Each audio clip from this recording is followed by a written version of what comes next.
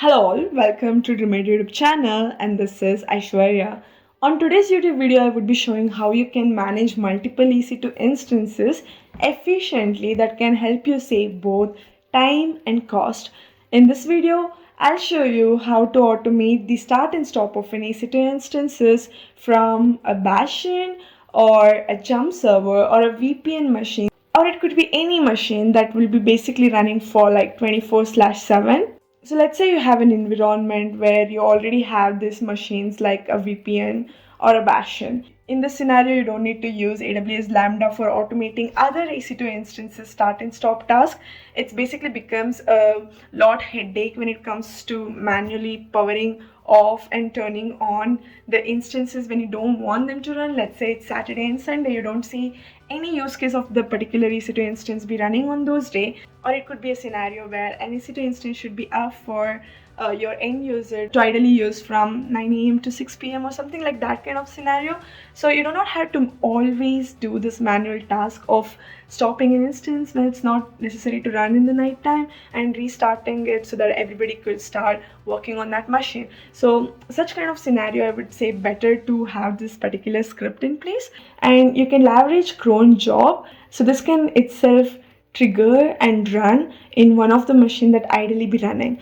Or let's say you have a Windows machine that is basically running in your environment, you can use a scheduler, which is again an alternative of cron jobs on a Windows OS machine, to basically optimize the cost without using additional AWS services. I'll also show you how you can set up a cron on your always running instances to control other EC2 machines effectively. No extra AWS cost, no unnecessary complexity, just simple, effective automation, or I would say jugaad. Well, like, subscribe and hit the bell icon for more AWS tips. And now let's just get started. Here I have logged into my AWS account. I will go to instance dashboard. You can see I do not have any running instances for now. Launch instances, and the number of instances would be 2.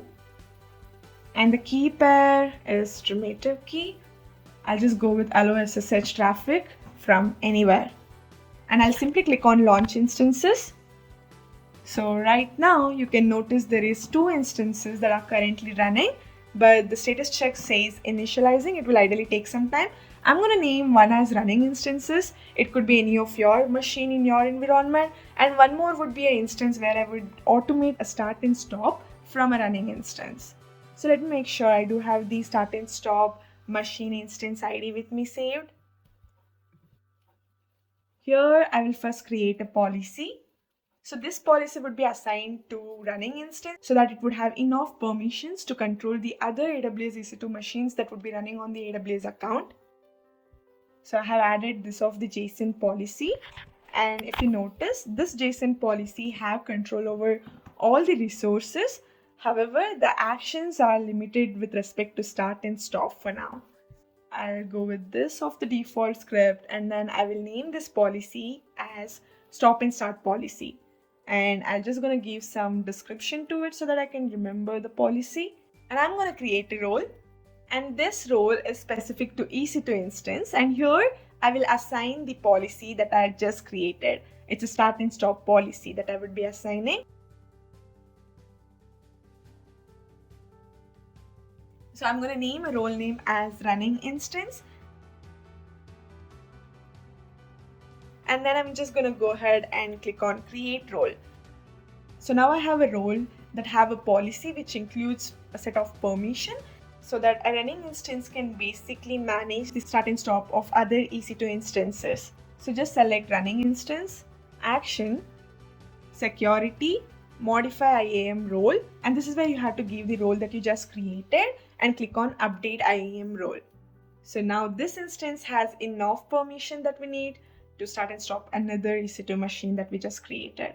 Now I'm going to go ahead and do the SSH to the running instance. And here I would be adding the script. So let me just use a VI and give the name to this particular file. And this would be a Python script that I will be saving in start stop EC2. And this code will be handy for you all. I have added this script on my GitHub account and the link is in the description. So the script is very specific with respect to region and the instance ID you would be providing. You can have your own such similar script. For now, it's very default and general script that talks about the concept and how we can achieve it. So this is a Python script that automates the start and stop of an EC2 instance using Bo23, the AWS SDK for Python. How it works is that it checks instance status each time before. So how it works is that before it could start or stop the machine, it always checks for the instance state. It retrieves the current state of that particular machine where we have provided the instance ID, and then depending upon that, if the instance is running, it sends a stop command to wait until it stops, and if the instance is stop state, then it sends the start command to wait until it is running.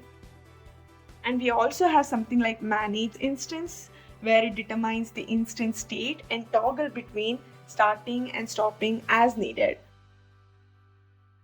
And instead of running this particular script on your AWS Lambda, you can leverage the instance itself to schedule the start and stop process as explained. Now that it is saved, so let me just get the file. Let me run sudo yum update and the machine is up to date. The next thing is sudo yum install Python 3.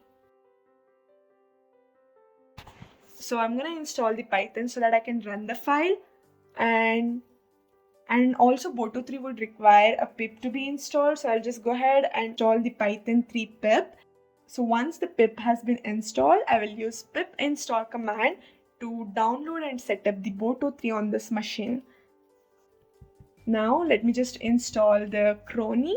This will help us set up the Crontab. Sudo systemctl status crond. You can basically see it is currently inactive. Right now I'm just going to give the complete permission for the execution of this file, Python 3, and just the script. So now if you notice here, you can see that the instance is currently in a running state. For that, the same script will be used to stop it. So you can see it is stopping it. It has still not completed the complete execution of command until the machine is completely stopped. So let me just refresh this tab here. It's going to take a while. And now that it is stopped, let me go back to my script, and you can notice that the instance is now stopped. So since we use the manage instance call, it ideally going to wait until the required action has been done on the instance. And now let me just run it twice. Python 3 again the same script. You can see now it says since it is stopped, it would be starting it. This is a very simple script that can be used, and this script can be modified in such a way that you can give multiple instance ID so that it could take control over multiple instances. Or if you do not wish to have the instances ID in place, you can also use the tag values. Let's say using an auto-scaling group, there are multiple instances that are getting created. You cannot manually take the instance ID and just add it on the script. So in that case, you can also use the tags. So any instance that is getting launched and contain particular key and value in the tag, you can have the script in place so that it can identify those of the machine without using the instance ID and automate the start and stop process.